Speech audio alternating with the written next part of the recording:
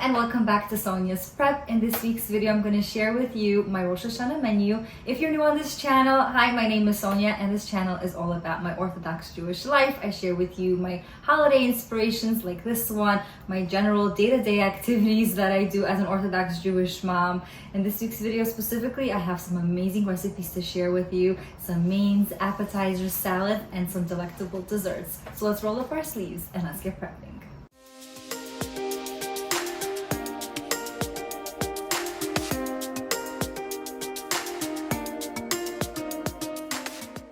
Before we get started on the video, I just wanted to introduce you to this week's sponsor. This video is sponsored by Manukora Honey. The first thing that I do when I wake up in the morning is pour myself a delicious cup of warm tea. Now that the weather is getting cool outside, I'm enjoying my tea and I love adding in Manukora Honey. Whenever I do brew my tea, I make sure that I add in a little bit of some cold water to cool down the water, not to ruin any of the magical superpower properties of this honey. Once the temperature is nice and cooler, I do add in a spoonful of this delicious, creamy, goldeny caramel honey.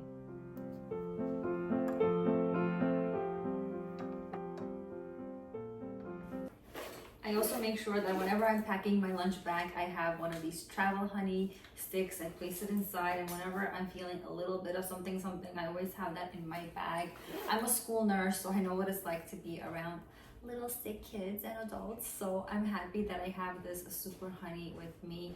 I started to use this last year and I am loving it. I even give it to my kids before they head out the door. They love it. It's nice and creamy and thick. They just get a teaspoon of it before they head on out. Sometimes I give it to them even when they're not feeling well. I just give them a spoon and they really do enjoy it as well. You could use this honey as any other type of honey, but this is far superior. It's so great for our gut health and our immunity. It has 3 times more prebiotics and antioxidants than your average honey, so I definitely made that switch for that reason. Now it's easier than ever to try Manukora honey for yourselves. Head on over to manukora.com/Sonia. That's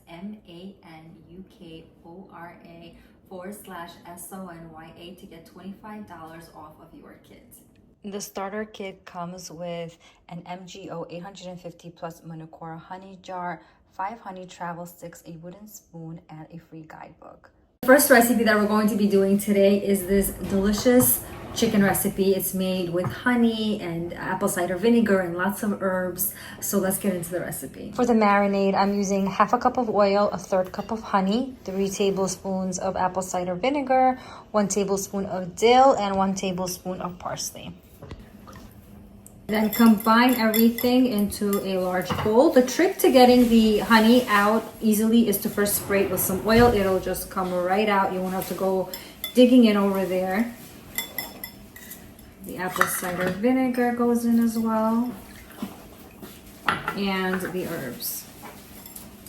I'm using chicken thighs here, but it will look even more gorgeous with a whole chicken if you would like to do that. I just didn't have any on hand, but for the Rosh Hashanah holiday, that would definitely look really, really beautiful. Don't forget to pat it dry. I've already washed it and cleaned it and trimmed it. Once it's patted dry, add in your salt and black pepper.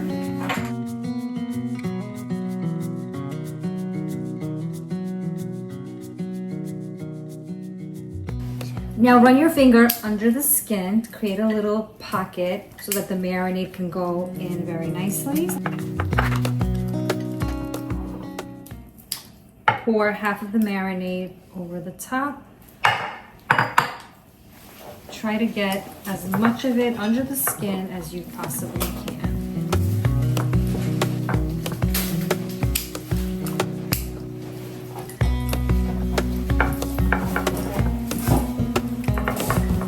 Flip the chicken over and pour the rest of the marinade over the top. Give it a nice massage.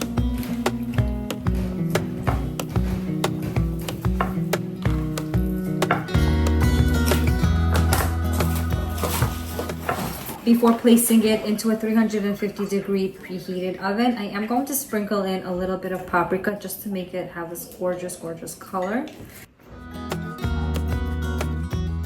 You can definitely marinate this chicken the night before, have it in the refrigerator ready to go. It makes the prep so much easier. I'm gonna be covering it up and placing it in the fridge until tomorrow when I get back from work. The chicken is done. We're going to be moving on to brisket. I feel like brisket is one of those meals that for sure any holiday or any big occasion, it's on the list to make because it's just a nice yummy thing. I've been experimenting with a new recipe and I think you're going to love it. Today I'm using a whole brisket. This is a first and a second cut brisket, and I'm going to be using the garlic confit that I've made. I have the oil left over. We're not going to let it go to waste. It has so much flavor. I'm going to add it to the bottom of this brazier over here, and it's just going to take this brisket up a notch. And if you don't have a garlic confit, just use regular oil. It's absolutely fine.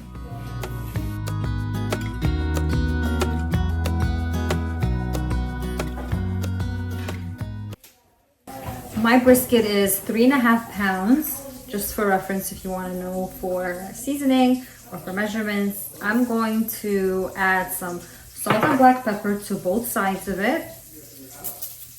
This you can do to taste. Here are my tongs, seasoning the next side. And we're going to sear this up on the brazier.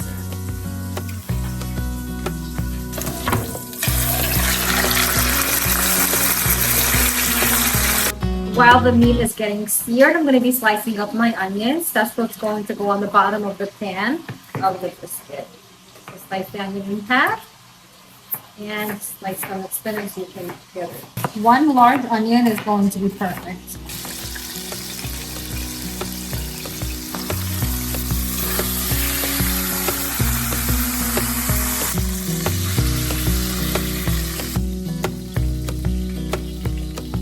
The brisket is now seared, so I removed it. I'm going to add in all of our sliced onions into this now. So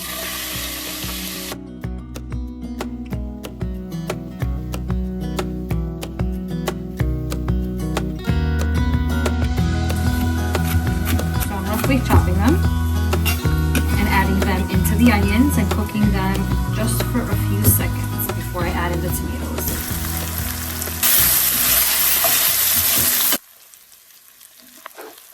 One large tomato goes in.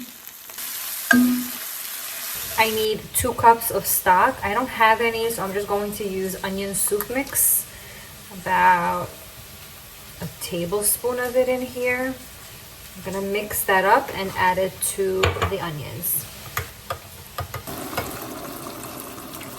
You'll also need a tablespoon of barbecue sauce and a tablespoon of soy sauce. These are the ones that I'm using. You could definitely use whatever is your favorite. You'll also need to have 1.5 teaspoons of paprika, 2 tablespoons of brown sugar, and 1 tablespoon of honey.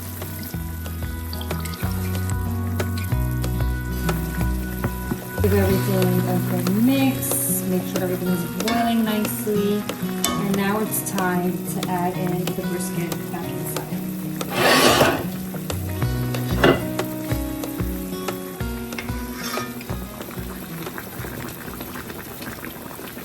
I'm just gonna baste it a bit with all of this yumminess.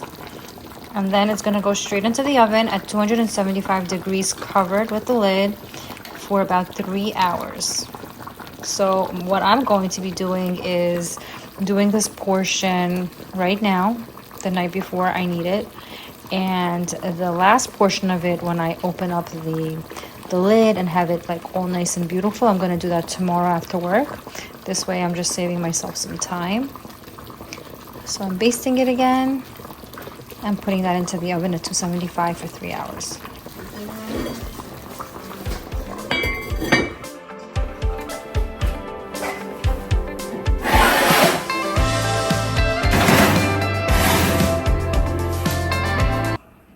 There's about 45 minutes left. I'm going to take it out for the first time and baste it. It's looking amazing. Gonna cover it and put it back in for the rest of the time. It's the next day. I just got back from work. I pulled out the brisket that I did. It looks amazing. and I took out the chicken. All I'm gonna do now is baste each of these things, put the oven on to 400 degrees, and pop both of these things inside. This needs to be uncovered now for 20 minutes in the oven, and this is gonna go in uncovered as well.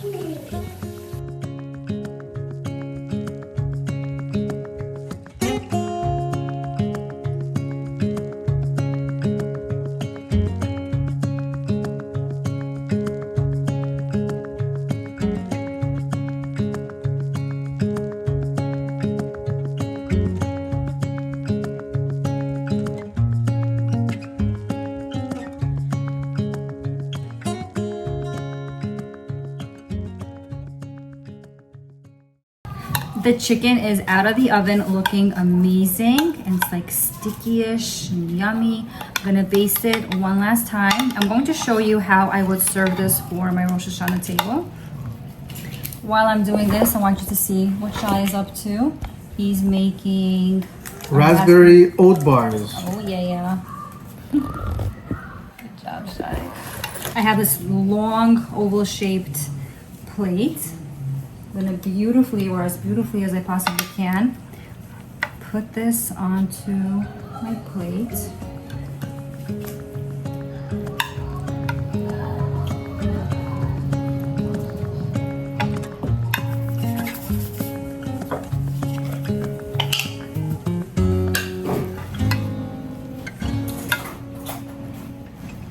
Wow, that looks beautiful. And they say to always decorate with what you cook. So because this has apple cider vinegar inside of it, I'm going to be placing in sliced apples.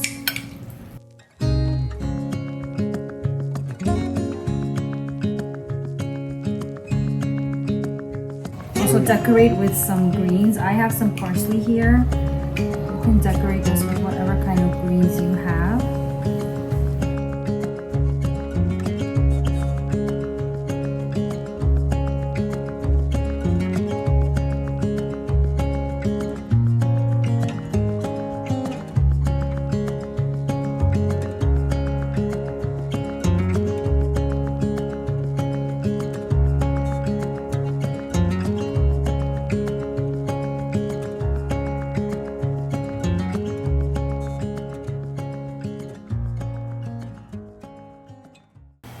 This next recipe is going to be a very simple lunch type of thing that I would serve for Rosh Hashanah. It's going to be a cutlet with potatoes. So I'm going to show you what I would do. It's going to look very nice if you present it nicely with some garnish, of course. And I think it's just the perfect light lunch with obviously other salads and dips and all of that. So let's get started on this recipe. This is ground beef over here. I usually get the family pack, which is like 2 huge things, and I divide them into 4 sections. So I would say this is about 1.5 pounds of ground beef. You could have a mixture, you could do lamb, you could do chicken and turkey, whatever you want. To that I'm gonna add in a lot of onions. That's what's going to give it a lot of fluffiness and moistness. I'm gonna put this into the food processor and let that pulse. To the ground beef, I'm gonna add in the onions. I'm gonna season that up with my basic salt, pepper, cumin, and coriander.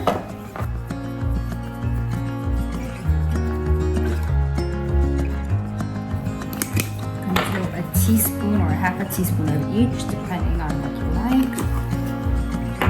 And my tip for really good and soft cutlets is to add in half a cup of water to the mixture. It's just going to add a lot of fluffiness to it. Mix that thoroughly and then make your shapes and fry them up. I'm gonna take a palmful of the mixture and squeeze them between my hands and make this kind of shape, almost like a kebab shape. You can make this as small or as big as you like. They do shrink once you fry them up, so keep that in mind.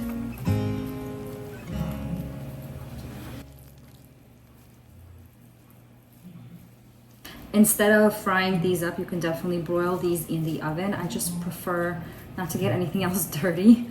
I want to just use one pot, fry them up, and into that same pot we're gonna make the sauce and we're gonna add in some potatoes. And if this shape is too hard for you to make, you can definitely just make them into balls and keep them as meatballs. That'll work as well.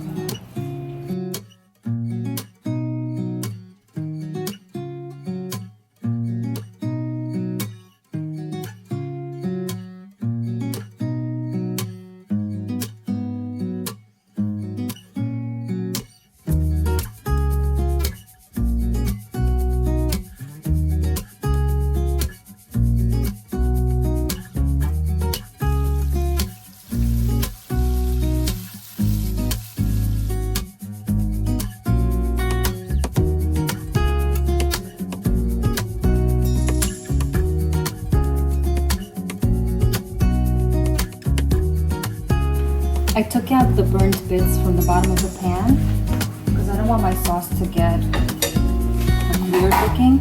So I'm gonna add just a little bit more oil to the bottom of it and an entire jar of the paisana roasted garlic sauce. This is 25 ounces.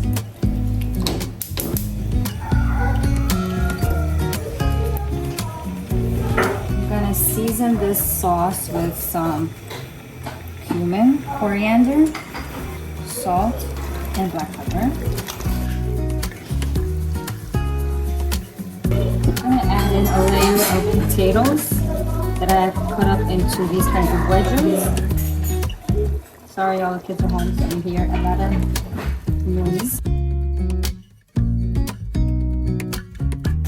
The rest of my peppers are going in there. Fix this up so it'll look nice and pretty. To top this off, I'm gonna garnish with some parsley. I don't feel like at this point it needs any water. I'll check on it in about 10 to 15 minutes, and if it looks like the juices are too thick, I'll add in a little bit more. But I'm gonna cover this up with the lid now and let it cook for about 20 to 30 minutes. So I would serve this with lots of greens and maybe even some sliced up onions. And it looks gorgeous. This next recipe is my all-time favorite appetizer. You can, I guess, bulk it up with some amazing potatoes and it'll be a main. It's a shortbread recipe that I shared with you for Passover, and I'm going to recreate it for Rosh Hashanah because it is that good. You're going to need to tenderize it with some mustard and half of a lemon. Just all over myself. Bloopers, real life, guys. Anyways, I'm gonna clean up right after. Just put a little bit of mustard and a squeeze of half of a lemon. I can't take myself seriously. 1 second. I'm back. A squeeze of half a lemon goes in, and the combination of this just really tenderizes your meat.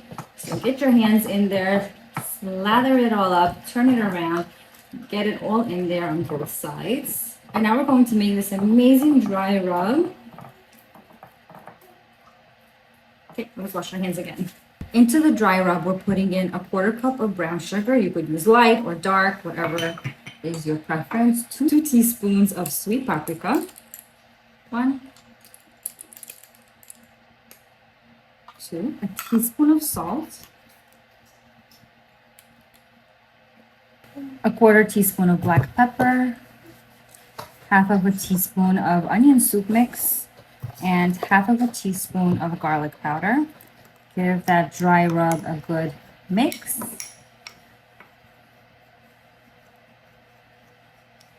Then take your dry rub, sprinkle that all throughout your meat. Rub that in. And don't forget to slather on the underside as well.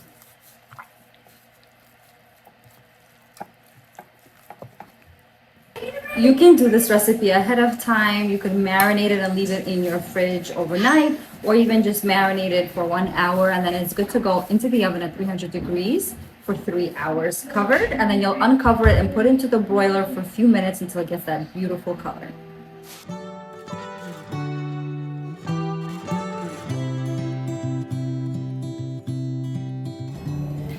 to plate this, I'm going to just break this up into half because it's huge and it's just, I don't know if you can see, it's just falling off the bone. Now let's plate it.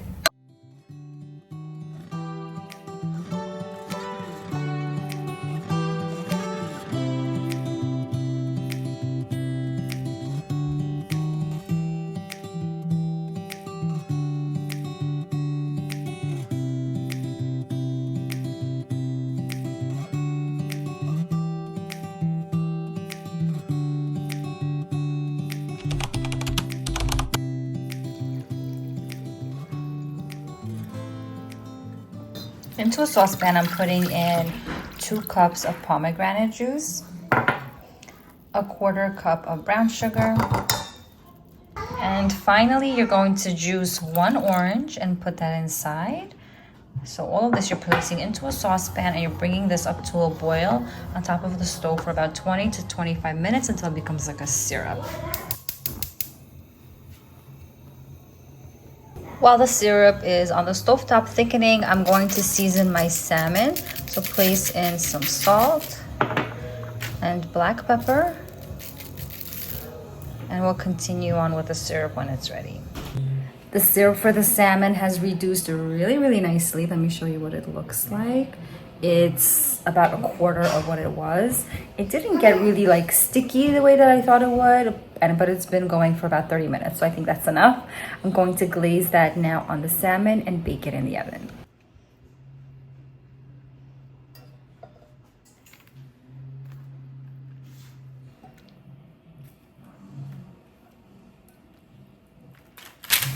The salmon is gonna get baked in a 300-degree oven for about 30 minutes. Check on it, I don't cover it, placing it inside, and it's going to look amazing.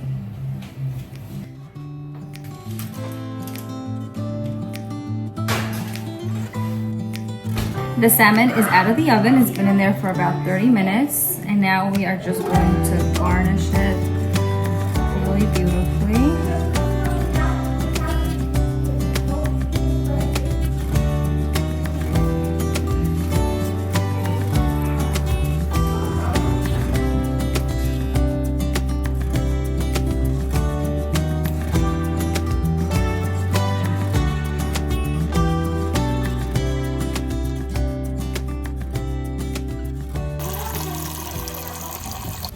Getting started on the beet salad. So I have a mixture of some golden beets and regular red beets, placing them into a pot of water and boiling them until they're fork tender.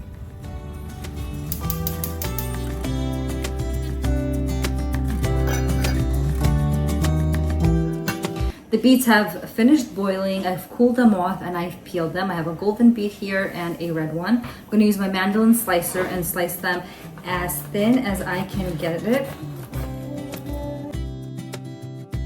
Now this next part, I'm going to be taking the beets and overlapping them.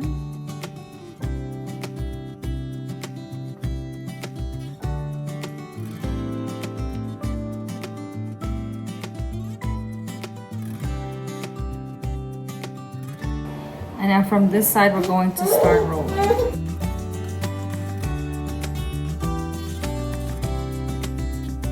Cut it in half.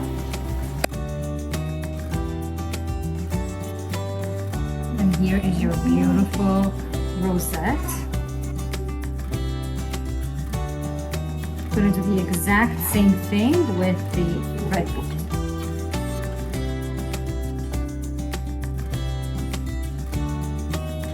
And now from the underside, we're going to start rolling again.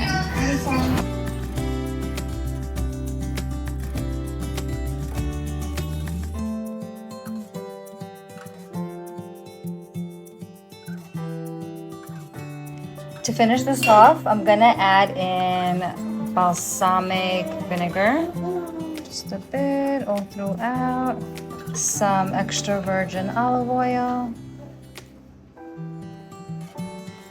and then some salt and black pepper, and top it off with some scallions. And it's a beautiful, gorgeous presentation for Rosh Hashanah.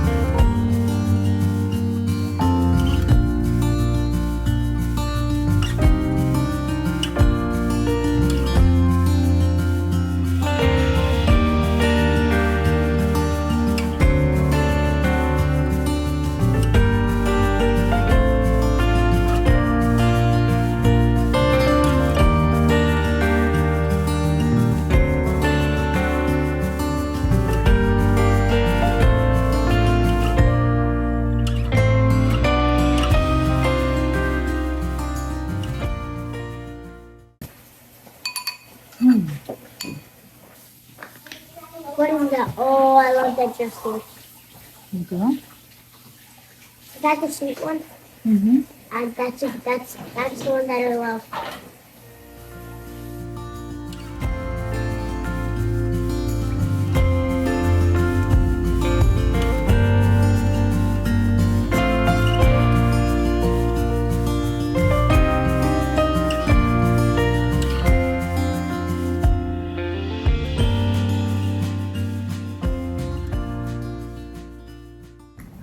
On Rosh Hashanah, we do a mixture of challah and sourdough. I'll leave you recipes down below if you're interested. I have a whole tutorial on how I do my sourdoughs. I try to spruce them up on Rosh Hashanah with different decorations.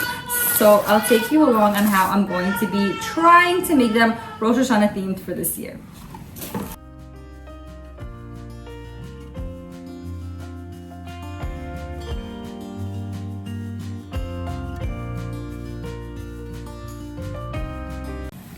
So I had a little shofar over here, placing it here and just scoring all around that.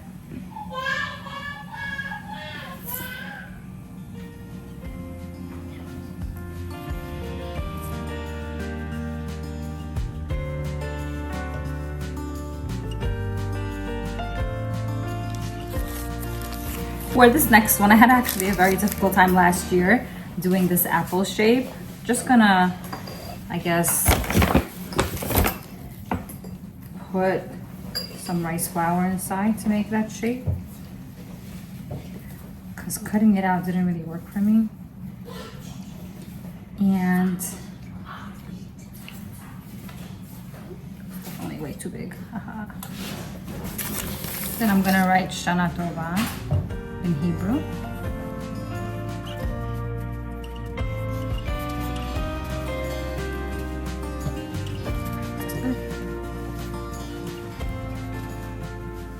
Here is a look at the before of the one with the shofar.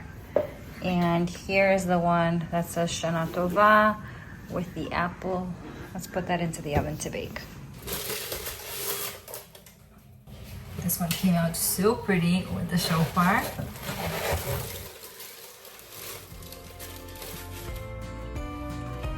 And the apple didn't make it, which I'm not surprised by. But you can see some of the Shana Tova.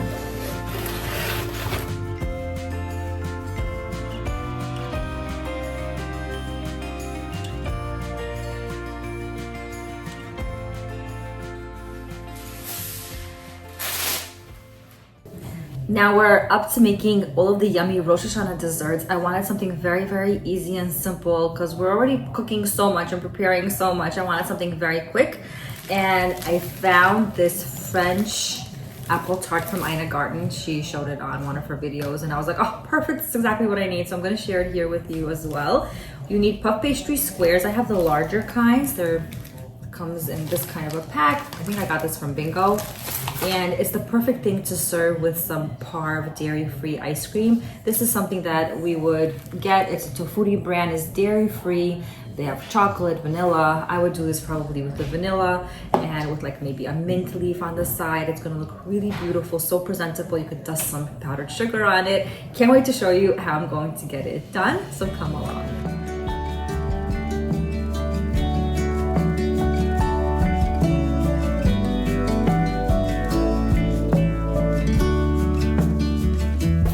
I placed the puff pastry inside of the baking trays. Now I'm gonna get started on the apples. I keep the skin on. You can do a variation of Granny Smith and make it like a gala apple, like a red and a green variation. I'm gonna stick with just these. I'm gonna cut them into half and take out the core and the seeds. Well, the core is the seeds, I guess.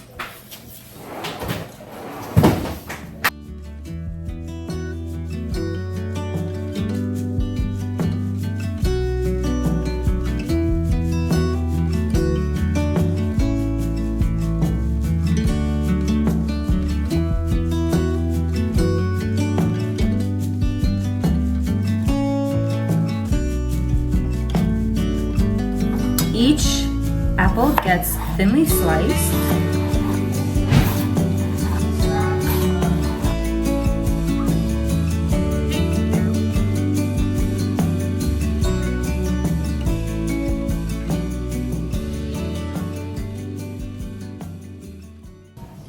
The apples are all sliced. Now to take this recipe up a notch, I'm gonna add in lotus butter. She didn't have this in her recipe, but it's gonna be even better with it. So I'm gonna take a little bit of this. This is what it looks like. I'm sure you all know what lotus butter is.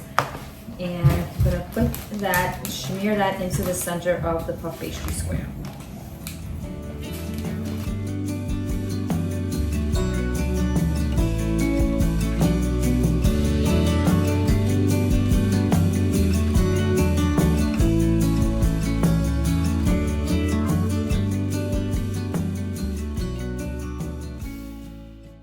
I'm already so excited. Next step is to take the apples. So I'm gonna take half of this bunch, split them up, and put them in a cascading manner diagonally onto the puff pastry square.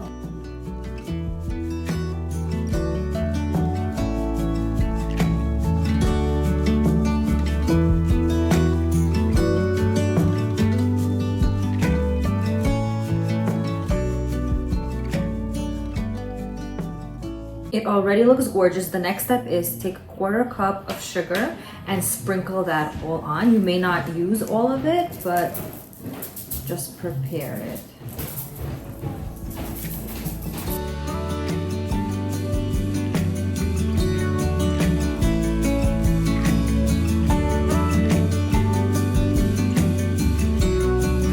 The next step is to take something like butterine or margarine, something that's dairy-free, cut them into small cubes and place that on top of the apples. That's just going to provide like a caramelization effect once the sugar starts to melt with the butter and the margarine, or the margarine with the apples and the sugar.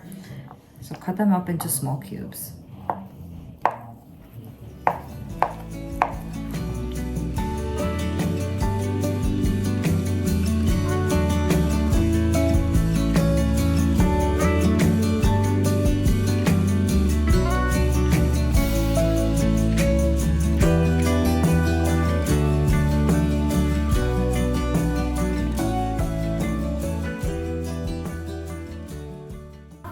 Now into the oven they go at 400 degrees for 40 minutes.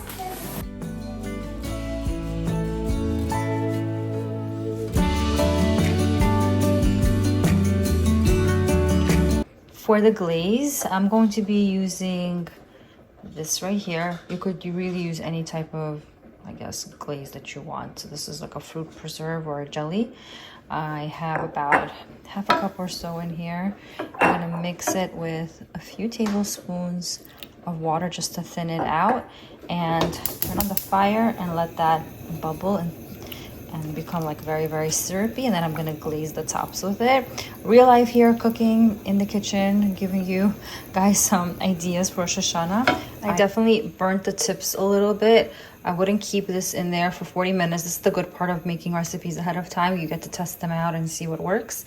I would definitely keep them in there for about 25 to 30 minutes, no longer. It doesn't need any longer than that, but it's still gonna be delicious. Just wanted to give you a heads up that you don't need 40 minutes because it's a pretty thin puff pastry crust.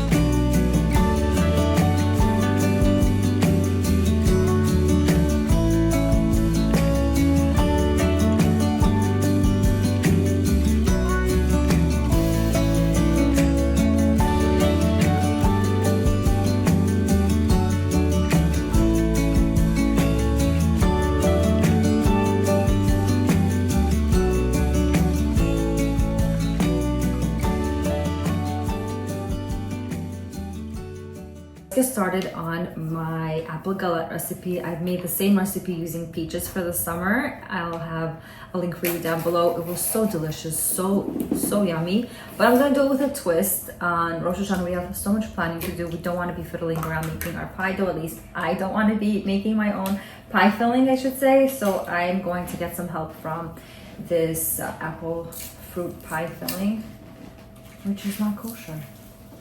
Oh no, it is kosher. I always have to double check. There's the OU sign. Anyways, so let's make the recipe together. It calls for about 70 grams of all-purpose flour, and it comes out to about 3/4 of a cup if you don't have a scale at home. Then you're gonna need 100 grams of parve butter. So either margarine or butterine, whatever you guys have at home or that you want to use. So do that as well. A kitchen scale is really not so expensive even, and it lasts you forever. I use it for my sourdough all the time, so I don't mind using it for baking so that I have precise measurements. Then you're also going to need 2 teaspoons of sugar. 1, 2, a teaspoon of salt, actually half a teaspoon of salt, and about 4.5 tablespoons of ice water. 1, 2, 3. I'm gonna keep it at 3. I'm gonna start mixing it, and then if I still feel that the dough needs more water, I'll add in the other ones. Now what you want to do is mush up the butter between your fingers and get it all crumbly in the flour, so it's going to make a really yummy flaky dough. I'm gonna leave the full measurements to this pie crust or the galette recipe down in the description box for you. You just really put everything together into a bowl, and that is basically it. I'm gonna place this into the refrigerator for half an hour for the butter to solidify a bit. Meanwhile, I prep my station with a little bit of parchment paper and some flour.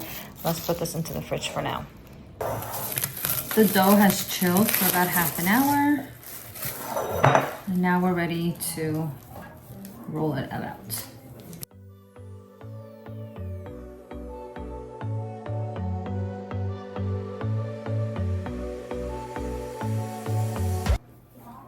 I roll it out to about, I don't know, a little bit like a pizza. Not too thin, not too thick. The edges don't have to be perfect. The galette is all about the imperfections and the gorgeousness of it. Take out any of the excess flour.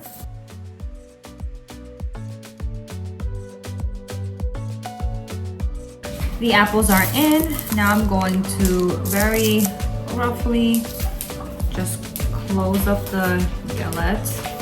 Doesn't have to be perfect. Just like that. Give it a little cover. I did whisk 1 egg over here, and I'm just gonna baste that all over the edges.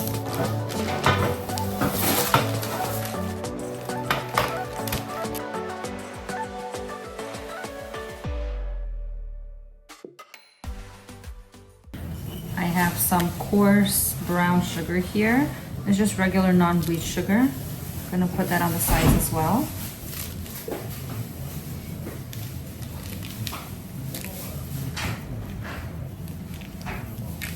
That's it. Into the oven it goes at 350 degrees.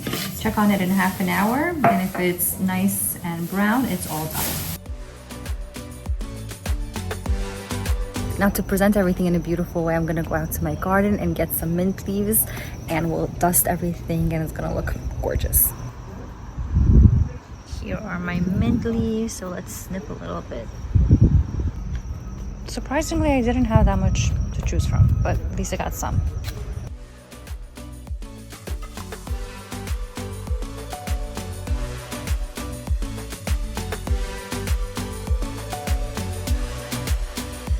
Well, that's it. Thank you guys so much for watching. I hope you enjoyed all of these recipes and all of these tips. We are so close to 100,000 subscribers when I'm recording this. I hope you guys will click that subscribe button if you haven't yet. It'll mean so much to me. If you enjoyed these recipes, don't forget to give it a big thumbs up. Share it with a friend if you think that they will appreciate it. Thank you so much. Happy Rosh Hashanah. Shana Tova from my family to yours.